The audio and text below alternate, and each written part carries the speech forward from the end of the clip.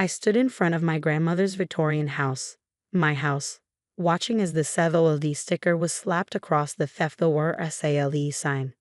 My father's Mercedes pulled into the driveway and he stepped out with that self-satisfied smile I'd grown to hate.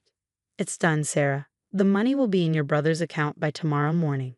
He adjusted his expensive tie, not even looking at me. "David's marriage will be saved, and you can stop being so dramatic about this whole situation." At 32, I'd learned that my father's definition of dramatic meant standing up for myself. The house had been my grandmother Martha's final gift to me, not to my father, and certainly not to my older brother David, who'd gambled away his own inheritance along with his wife's family fortune. "You had no right," I said, my voice shaking. "Grandma left this house to me in her will. It wasn't yours to sell." Dad's expression hardened.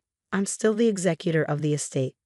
David needs this money to pay back his wife's family. Without it, Caroline will leave him, and our family's reputation will be ruined." "Our reputation?" I laughed bitterly. "You mean your country club membership and business connections?" "Sarah Jean Morrison." My mother's voice cut through the air as she hurried up the walkway. "Your brother is about to lose everything. His marriage, his position at the firm. Where's your compassion?" The irony of her asking about compassion wasn't lost on me.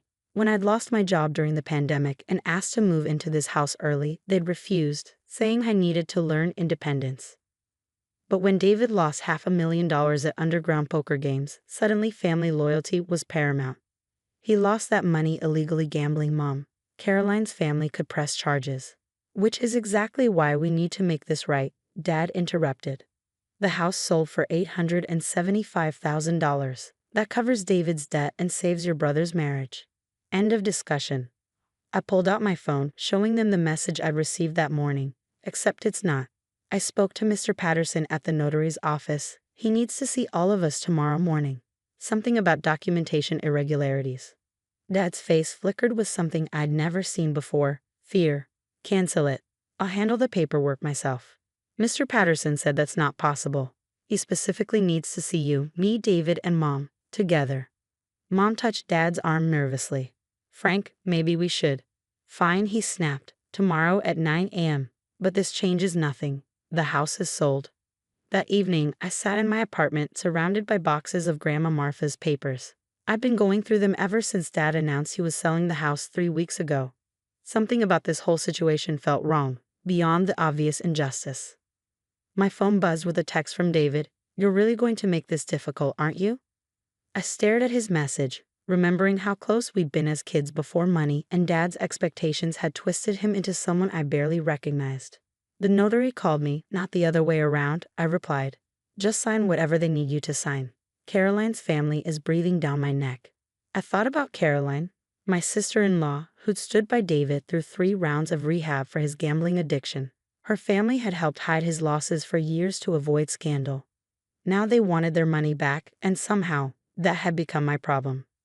Another text from David. "You don't even need the house. You have your teaching job.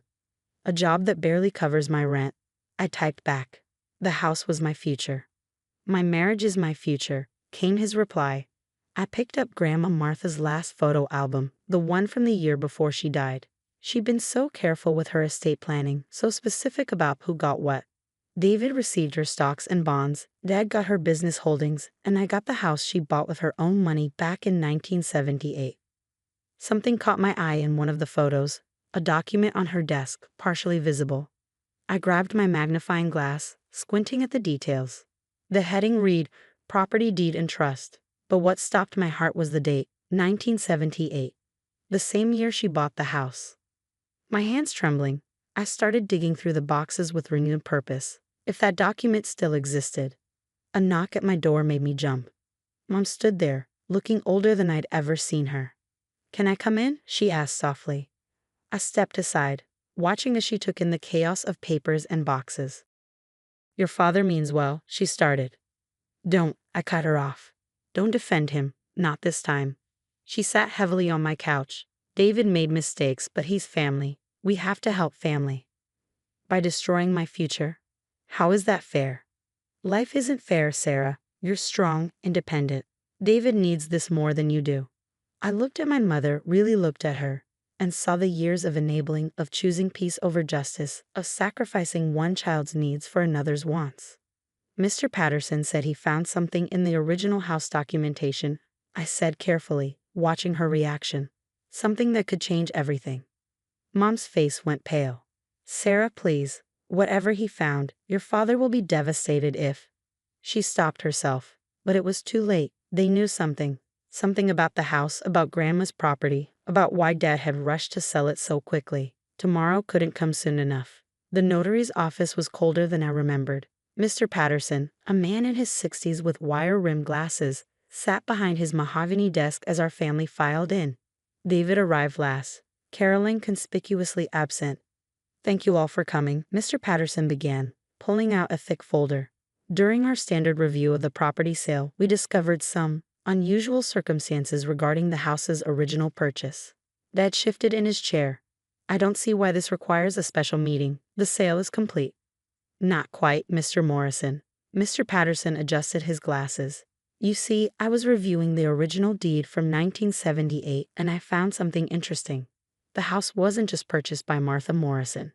He pulled out a yellowed document, and I watched my father's face drain of color.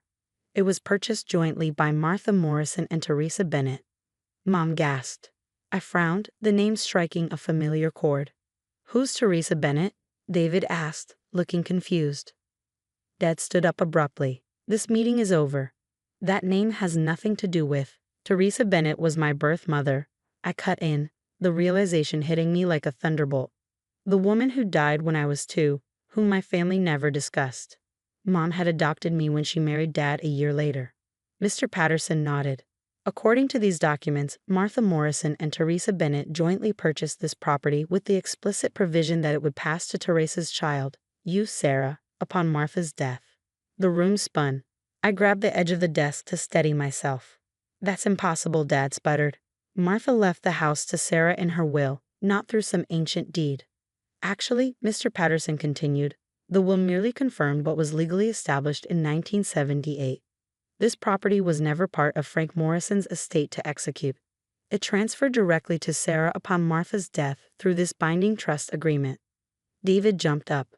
This is ridiculous. The sale's already gone through. The money's been promised to Caroline's family. Any sale would have required Ms. Sarah Morrison's explicit consent as the legal owner, Mr. Patterson stated firmly. The current sale is invalid. I looked at my father, pieces falling into place. You knew. That's why you rushed the sale through. You knew if anyone looked too closely. Mom started crying softly. Frank, we should have told her. Told me what? I demanded. Dad collapsed back into his chair, suddenly looking every bit his 60 years. Your grandmother and your birth mother were best friends. They'd bought the house together when Teresa got pregnant with you. They had this dream of creating a safe place for you, no matter what. When Teresa died, Mom continued gently, Martha made us promise to never sell the house, to make sure it stayed yours. It was Teresa's only real asset, her gift to you. The weight of this betrayal crushed my chest. Not just the recent attempt to sell the house, but the decades of silence about my birth mother, about her friendship with Grandma, about this legacy they created for me. So you tried to steal my inheritance twice, I said to my father. Once from my birth mother and now from grandmother. I was protecting this family. Dad exploded. David needs this money, your brother is a grown man who gambled away his own inheritance. I finished. That's not my responsibility. David stood up, his face red. You can't just let my marriage fall apart. Caroline's family will press charges. Perhaps, Mr. Patterson interjected, you should have considered that before gambling with their money. I turned to the notary. What happens now? The sale is void. The house remains yours, Ms. Morrison. Additionally, he pulled out another document. There's the matter of the trust account. What trust account? Dad asked sharply. Mr. Patterson smiled slightly. The one established by Martha Morrison and Teresa Bennett in 1978, tied to the property. It seems your grandmother continued contributing to it until her death. He slid a bank statement across the desk. The number made my eyes widen. That's enough to cover David's debt, Mom whispered. No, I said firmly, standing up. That's my birth mother's legacy, and Grandma's love. I'm not using it to enable more gambling. David stormed out, slamming the door. Dad followed, his authority finally shattered. Mom lingered, tears in her eyes. Your birth mother would be proud of you, she said softly. She was always strong too. That's what scared your father. He could never control her, and he can't control you either. I watched them leave, then turned back to Mr. Patterson. Thank you for finding the truth. He smiled, handing me the original deed. Your grandmother brought these documents to me for safekeeping months before she died. She said someday they'd be needed. She also left you this. He handed me an envelope, Grandma's elegant handwriting on the front. For Sarah, when the truth comes out. The envelope trembled in my hands as I sat on the porch of my house. Truly my house now. The setting sun cast long shadows across the Victorian architecture that my birth mother and grandmother had chosen together. Taking a deep breath, I opened Grandma Martha's letter. My dearest Sarah, if you're reading this, then the truth about the house has finally come to light. Your mother Teresa and I bought this house during her 7th month of pregnancy. We'd sit on this very porch, drinking lemonade, while she talked about all her dreams for you. Teresa knew her heart condition meant she might not see you grow up. That's why we created this sanctuary, a piece of both of us that would always be yours. The trust fund was her idea too. My daughter will never be at anyone's mercy, she'd say. What you don't know is that your father tried to sell this house right after Teresa died.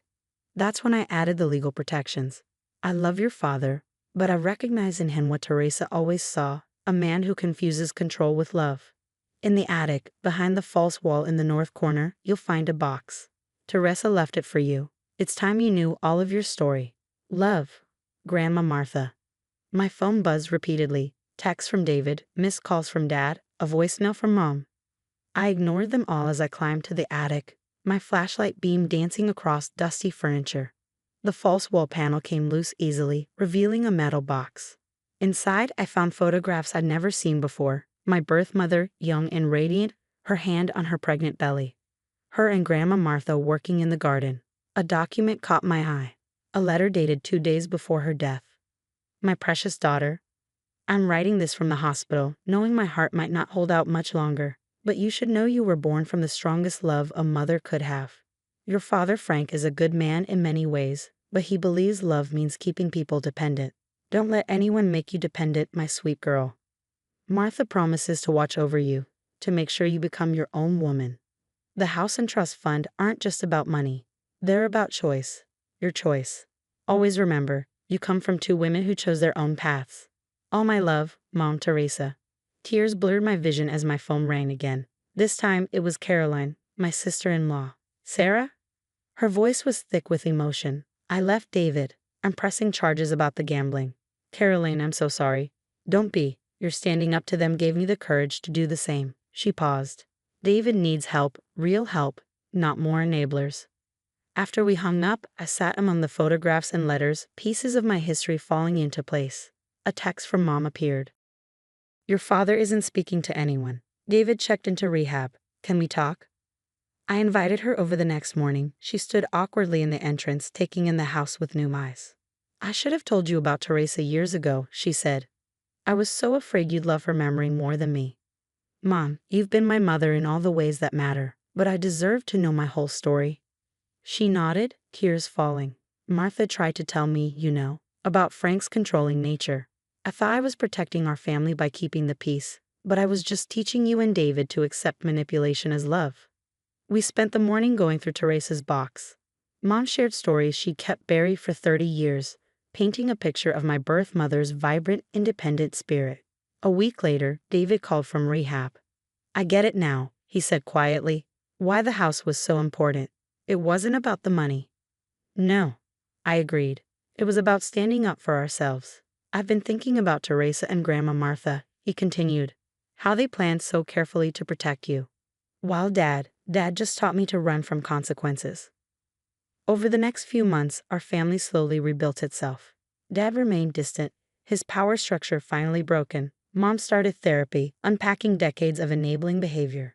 David focused on his recovery, finally facing his addiction without financial bailouts. I renovated the house, honoring its original character while making it my own. Each repair felt like a conversation with Teresa and Grandma Martha, a continuation of their legacy of independence and strength. One evening, sitting on the porch with a glass of lemonade like they used to do, I found myself smiling. My father had tried to solve everything with money, never understanding that real inheritance isn't about property or trust funds. It's about the strength to stand up for yourself, the wisdom to recognize true love from control, and the courage to protect what matters.